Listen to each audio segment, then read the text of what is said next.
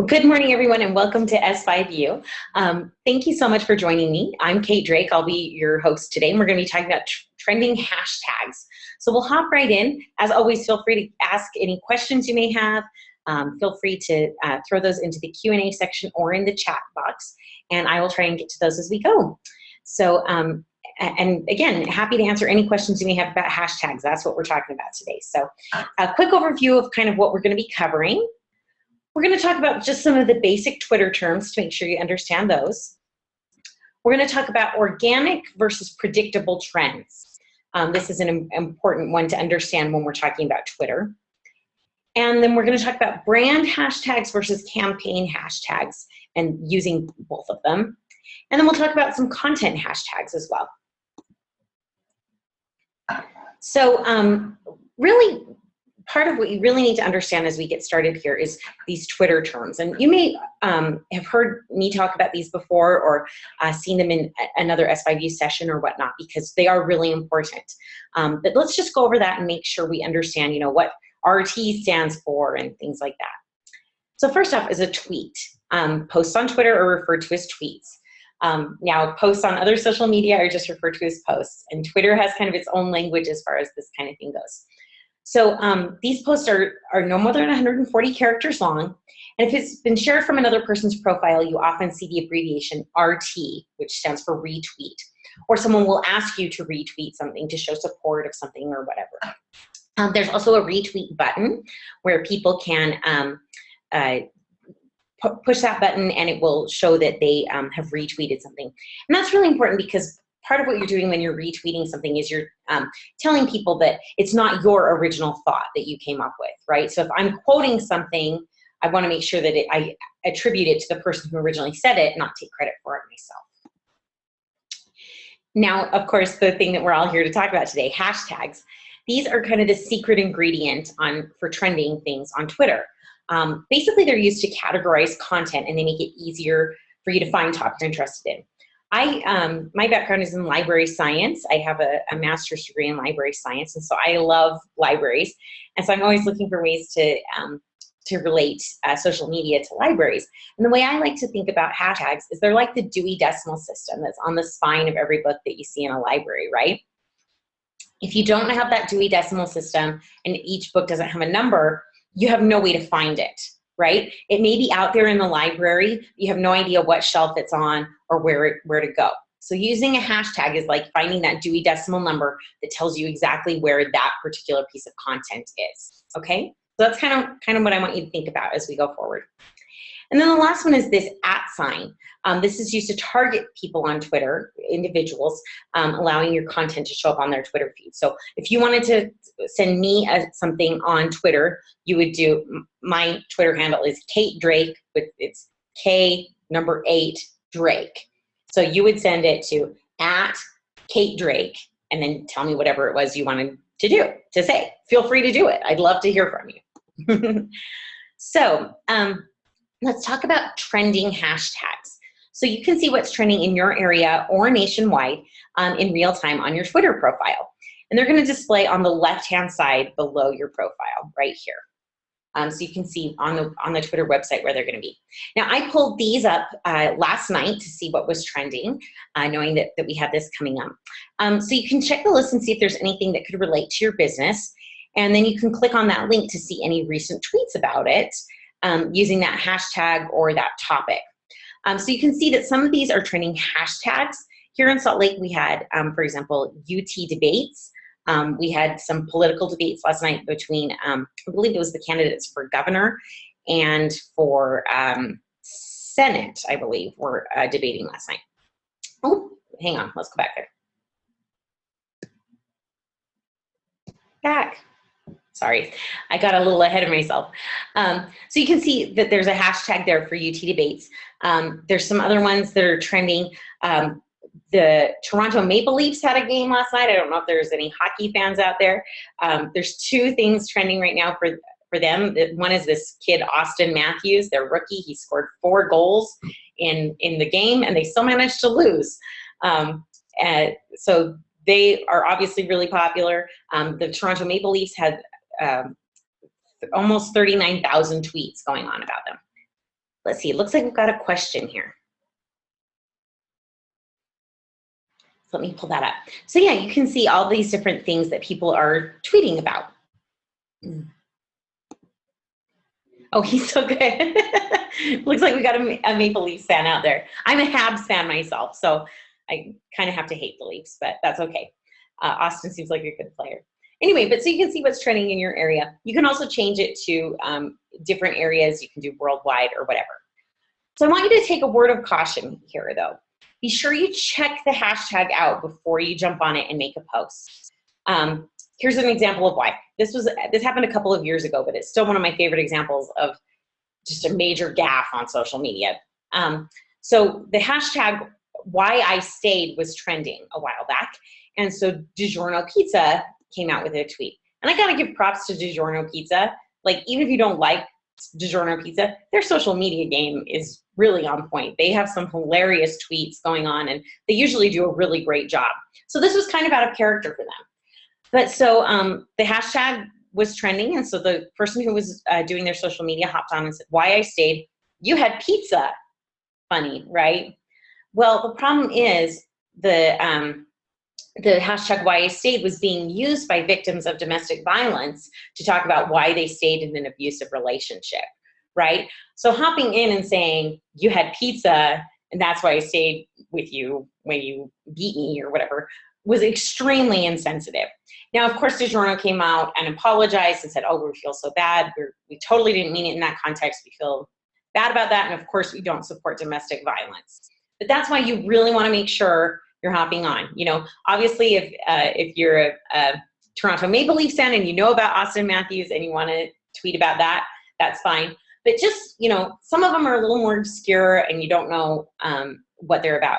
I know back when Bernie Sanders was running for president, I had a cousin who is not a Bernie Sanders supporter in any sense of the word, and he saw the hashtag Feel the Burn was trending, and so he started posting like workout videos of himself with the hashtag Feel the Burn, and it didn't make any sense, you know, because it's not for Bernie, it was about working out.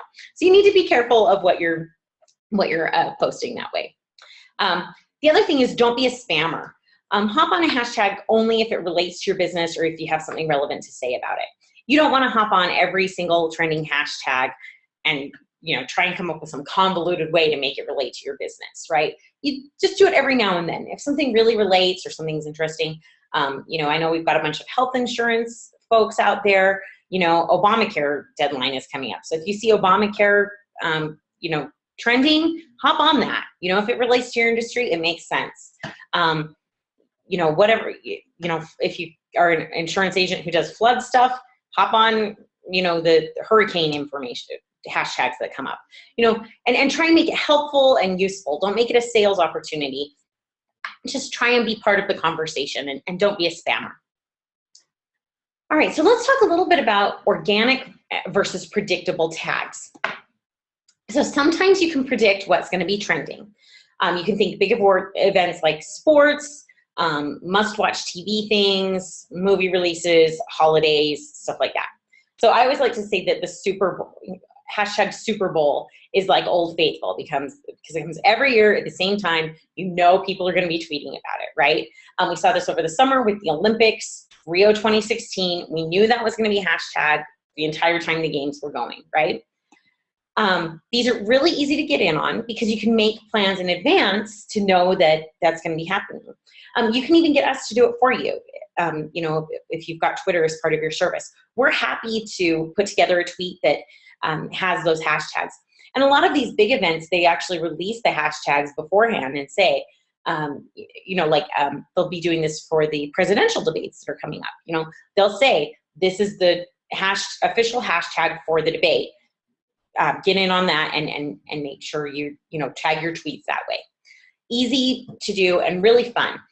These are big events, fun things to do. So, you know, it's fun to get in on them. If you've got something going on in your business that relates to some sort of event like this, or even if it doesn't, you just want to have something fun, go ahead and hop in on one of those or have us do it for you. We're happy to help out. The other thing is hashtags that spring up organically from current events or internet memes or things like that. And those are the ones you kind of have to hop on quickly, right?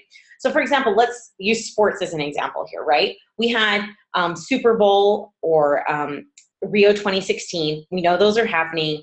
They're predictable.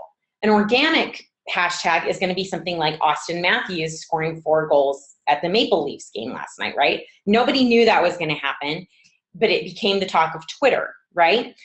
Now, the other thing is I have to hop on that fast because that was what was trending last night. But if I look at Twitter today, it might still be trending, but I can't do something 2 days from now, right? If 2 days from now I'm talking about Austin Matthews 4 goals on Twitter, people are going to be like, what's wrong with her? What took her so long to get on it, right? So you really have to hop on those quickly and make it happen fast. So those are a little harder sometimes, but they can be fun too if you're watching what's going on and have something relevant to say. So let's talk a little bit about brand versus campaign hashtags. This is important too.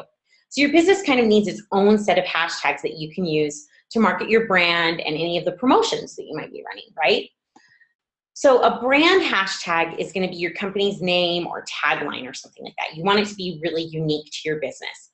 So they're going to be things like Coca-Cola or Home Depot or things like that. One of the clients that I currently write content for, he runs a television show. He's a guy out of Texas and he runs kind of a motivational speaking TV show, and it's called Talking with Giants. So I try and put Talking with Giants on as many of his tweets as I can because I want to make sure that that branding is out there.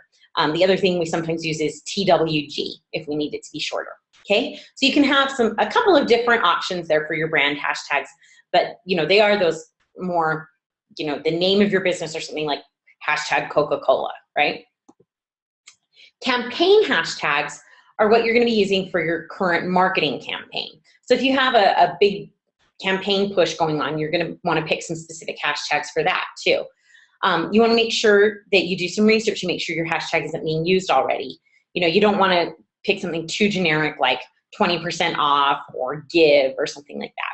You want to pick something that's unique to the campaign and that relates to you. So if, say, for example, I was doing a contest for Talking with Giants or something, I would do something like TWG contest or something like that, right? You want to make sure it's unique. Now, the other thing we do all the time is these content hashtags. And again, these are things that are not necessarily really trending in as the hot topics right now, but they're really important because they're like those Dewey Decimal numbers, right? They're a way to find content on Twitter, and you want to make sure that you're tagging every tweet that goes out with at least one hashtag so that people can find it. So these are the everyday hashtags that we use and by extension you guys use to keep your content relevant in your industry. So I pulled up an example here. This is an insurance agent guy, Mike Whitford. So he's got all these tweets, and you can see each of them have a different hashtag.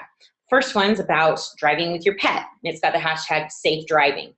Are you keeping too much money in your checking account? We've got a hashtag on checking and one on personal finance. Down below, we've got one on healthy living. So that way, people who are monitoring those hashtags, if you are in insurance or basketball or whatever it may be, people are going to be watching those hashtags to stay relevant in their industry. So you want to make sure you're having those on there so that they apply to your content and that it can be found by people who are interested in that. Okay? If you want some suggested hashtags, send us an email, or you want to suggest some, like maybe you've noticed some that are trending in your industry and you want us to make sure that we're tagging your content with those. Shoot us an email over at content@social5.com and we can make sure we're putting those on your content for you, okay? Happy to do that. Always happy to help you guys out that way. All right, with that in mind, I'll open it up to any questions. Anybody have anything they wanted to ask? Oh, it looks like maybe I missed one earlier. I'm sorry, let me get to it now.